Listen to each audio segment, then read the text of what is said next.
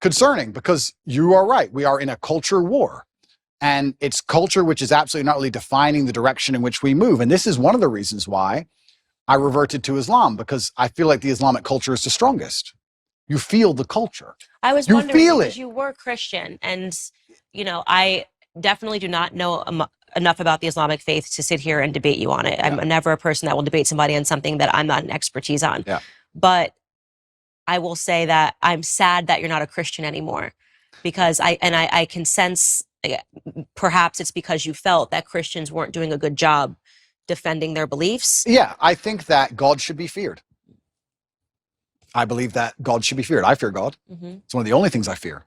And I believe that also you see God to a degree, or you see religion how you see yourself. So I feel like I find an affinity to a belief system which has very similar outlooks. And there's a whole bunch of other things I can say from the Quran and Islamic texts, etc. But to keep it very vague and very broad for people who are not Islamic, I felt God when I was in an Islamic country. If I went to an Islamic country, That's the problem. I felt God. You don't feel any God. How is it a Christian country if Satanists are mocking Jesus on the streets? And the truth is that America is no longer a Christian country. We're being run by people that are satanic. Hollywood is satanic, and Hollywood is running America. Right. So you're not wrong.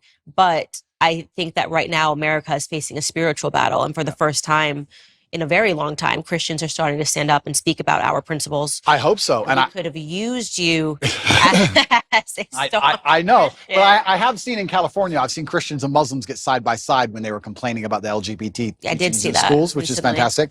And I know what you're saying, and that is true, but it's almost like when I go to an Islamic country, I feel God around.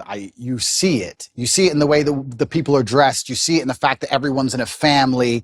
You see it in the fact that there's a mosque on every corner. It's in the air. And it's almost like when I'm in Dubai and I'm talking to my friends, my Islamic friends, and I explain to them the things you have to protect your child from in an American school, they literally think I'm lying. They're like, no, surely.